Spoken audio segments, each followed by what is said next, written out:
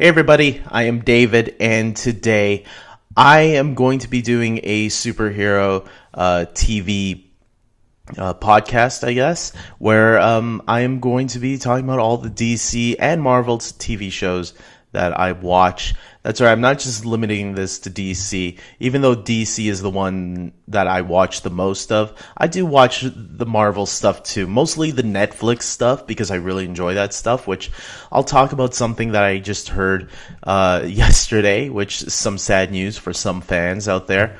But there's a lot of DC stuff as well. So I'm going to try to balance this all.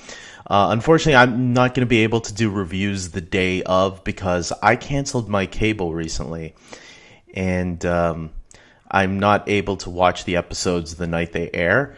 I'm watching all of my DC TV shows right now that used to be on cable. I'm watching them in a different way right now, which sometimes I won't get the episode right away. So, unfortunately, I have to let it off. Now, the only show that came back on recently is The Flash. And I just watched The Flash early this morning, season 5, the season 5 premiere called Nora. And I'm going to say this right now, I really love this episode. I thought it was a really, really good comeback, especially after the disappointment of season 4. I felt season 4 of The Flash was a big disappointment overall. There were some good episodes there. I just felt, for the most part, I just felt a little bored by the season. I thought the Thinker's storyline was just lame. I can't even remember most of what happened last season. I know Barry was in prison for a while. I remember that. And I just rewatched the season when the Blu-ray came out. So the fact that I'm already forgetting again means something was wrong. But this season premiere was really good. And, you know, they have been setting Nora up last season since the last crossover event, the Crisis on Earth X, when we saw that mysterious girl at Barry and Iris's wedding. And throughout the season, the rest of that season started after that, we have been seeing this girl pop up every now and then. And she finally reveals herself in the finale of season 4 that she is, in fact, Barry and Iris's daughter. And a lot of people were already guessing that. So I was really eager to see how she was going to factor into the season. And I'm going to say I really, really enjoyed what they did with her in this first episode. I thought all the characters were great. Even Ralph, you know, and Ralph I've had a love and hate relationship with. When he was first introduced, I hated the character. I felt like he was Jim Carrey wannabe. But I felt like the show has found the right balance to use him. And in this episode, it just proved that, yeah, they're using him correctly now. I feel like they've gotten a hold of this character. They know what they want him to be now. They don't want him to just be a Jim Carrey wannabe. They want him to be funny like Cisco, but like a little bit different type of comedy, like an annoying type of comedy, but not annoying the audience. And I think this episode kind of did that. I wasn't annoyed by him. The characters were, but I'm not, which is what I like. I don't want to be annoyed with the characters. I want to enjoy Ralph. And this episode finally got that right. They gave us a little hint of Killer Frost's storyline in this episode. Caitlin found out that her father is actually not dead after all, that maybe he faked his death with an alias name. I think Cisco is Cisco, and Joe was Joe. Everybody else kind of bled into the storyline of what was going on. They just naturally were there.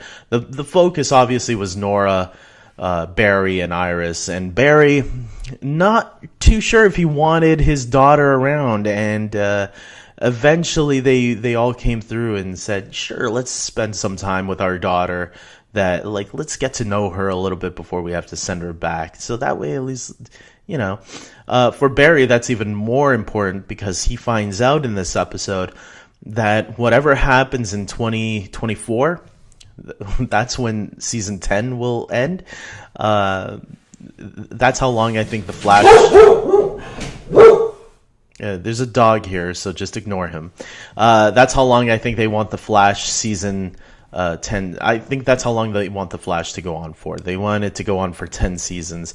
And yeah, that would be a great run because that's how long Smallville went for. It would be nice if maybe I would like them to end when they're ready, you know? If they want to end at 10 seasons, good. If they want to end at 7, great. Whenever they think they don't have enough stories to tell, end it as soon as possible because you don't want to overstay your welcome. You want to end it while the iron is hot. But if they think they can go like Supernatural, 14, 15 seasons, go for it. I'll continue watching because I love these superhero shows and I'm a loyal dog until the end. With that being said, I found it interesting that Barry found out that he wasn't going to return. They looked 25 years later after 2024. It was like 2049, a newspaper in 2049, and it showed that Flash is still missing 25 years after that event. So whatever happens to Barry, either he's dead, maybe he went back to the Speed Force. Because remember, he came out of the Speed Force. He wasn't supposed to come out. Maybe he has to go back in at some point. It will be interesting to see what their explanation is there. I do have a theory, and it's connected to our villain, Kaikata, I guess his name is, played by, I forgot he was played by, hold on, Chris Klein. Chris Klein is playing Kaikata this season, and I thought that was interesting that I think they're going to tie him to Kaikata somehow. I think future Barry is going to turn out to be Kaikata. Because they are hiding his voice and hiding his face. I don't know why. Usually they only do that to characters who we know. And, okay, Chris Klein doesn't look like anything like Grant Gustin. Maybe there's some similar features there. I don't know. I haven't seen Chris Klein's face for a long time. The last time I saw him was in the American Pie movies. So we'll see if there's some sort of a connection there. But maybe he's playing an older Barry Allen, right? Like 20 years older. Or, no, that would be 10 years older. Whatever, 25 years older. He's going to play a 25-year-older Barry Allen. Maybe. That would be interesting if they did tie. Now, some people would probably think, David, they already did that with Savitar. Savitar was another Barry from the future. He was not another Barry. Well, he was, but he was like an aberration, right? So, like, when Barry splits himself for a few seconds or whatever, a few minutes, that's the aberration, right? So he created another of himself. So that one can sacrifice himself. This is not that. This is actually Barry Allen from the future. That's what I'm thinking. So maybe it is a little similar to Barry. Maybe it's not.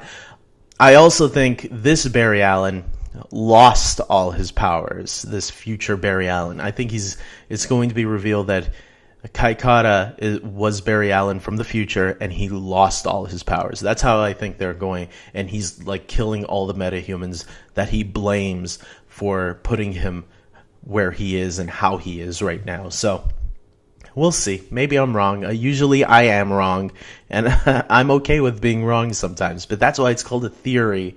It's not fact, and I'm not making a fact. Also, some really cool notes here. There was a name drop in the episode yesterday. Hold on. When Cisco asks who made the Flash suit, Nora hands Barry. She says that it was Ryan Choi. Ryan Choi was the one who made the new Flash suit that Barry wears. And Ryan Choi is another incarnation of the Atom. So there's a little Legends of Tomorrow tie-in there because obviously Ray Palmer is the Atom. And maybe that's a character that Ray is going to mentor or something on the show because this Atom is further in the future with Nora. So that's an interesting thing to note. Speaking of Flash suits, I'm still not used to this new Flash suit. It looks kind of cheesy to me. But I thought it was really cool that they got the old Flash suit, the one that's right behind me back there, as well as the second Flash suit. They had both of the previous Flash suits right there, and then in the beginning of the episode, and then they put on the third one. It was like to remind us the suits that he had before, and then now here's the newest one. I thought that was pretty cool. Also, I like that Nora was saying the word shui. Now, for those of you that don't know, there was a show called Batman Beyond back in 1999 that ran for 3 seasons, and Batman Beyond used the word shui. It took place in the future, and shui was a word that they would say. That because, it's like slangs today. Slangs are used there are always new slangs being made up, or new words being made up, new terms that are being made up by the newer generation, right? So cool is similar to shui. Shui is the new term for cool in the future.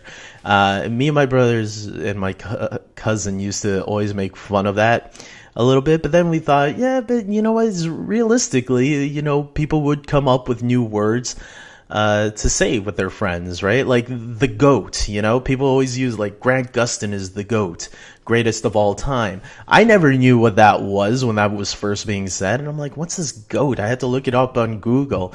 I'm like, oh, they're not talking about the animal. They're actually greatest of all time. So, there's always new ways of saying things nowadays that was never said back like in the 90s. When I was a kid in the 90s, I never heard goat before. Nobody said goat. So it's like, okay, I get it. So shui is like cool. It's cool that they're tying, I don't want to say tying Batman Beyond, but it is interesting that Batwoman is going to be on The Flash with Arrow and Supergirl very soon. And I came up with something last year, I think, or the year before, somewhere back in time. If you put it in Batman Beyond on Legends of Tomorrow on YouTube, and maybe David Jordao too, you'll see that I made a video where I thought it would be cool if Batman Beyond made an appearance on Legends of Tomorrow. And now I'm wondering, could we be one step closer to that happening? I would freak out if Batman Beyond made it onto Legends of Tomorrow. I mean, Batwoman's coming. Clearly, the Bat family is allowed to be used on these shows. So I don't see why Batman Beyond should not be allowed. I think a future Batman would be going around the rules of not using Bruce Wayne. You could still have Bruce Wayne on the show. Bruce Wayne was mentioned on Arrow, and you can have an older Bruce Wayne. Who says you can't use old Bruce Wayne?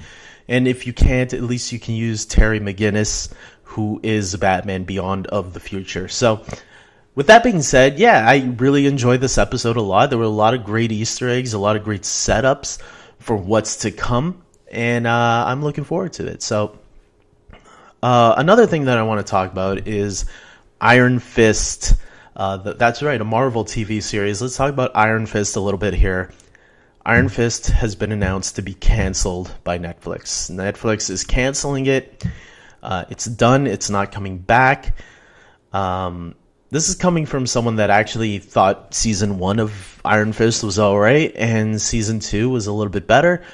Yeah, I enjoyed Iron Fist, and I'm kind of sad to hear this news, but I think a lot of people were expecting it, because season 1, a lot of people really did hate it, and especially when you compare it to the other Marvel Netflix shows, it was the weakest one for a lot of people. I didn't think it was the weakest one. I enjoyed all of them, pretty much. But yeah, Finn Jones released a statement today, and as well as Netflix themselves. But they do kind of hint that this is not the end of Iron Fist. So we could see him in another show, maybe. Such as Luke Cage. We saw him guest star in Luke Cage this past season of Luke Cage. Luke Cage is a series that might be getting another season. They've hinted at that.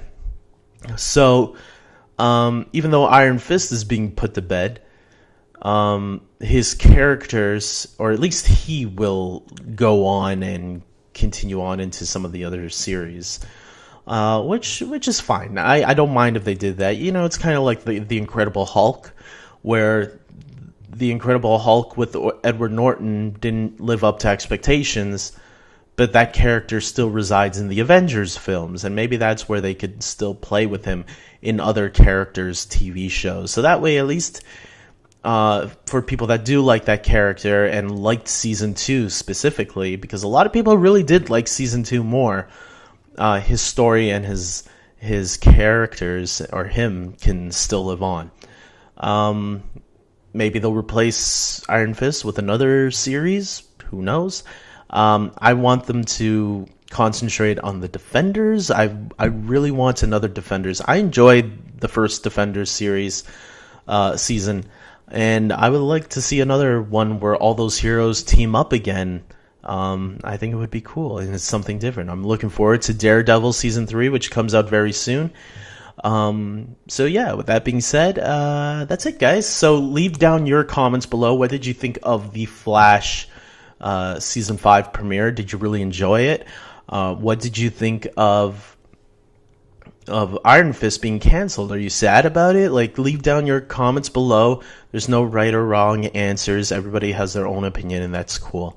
With that being said, I hope you guys like this video. Please subscribe to my channel, and until next time, take care.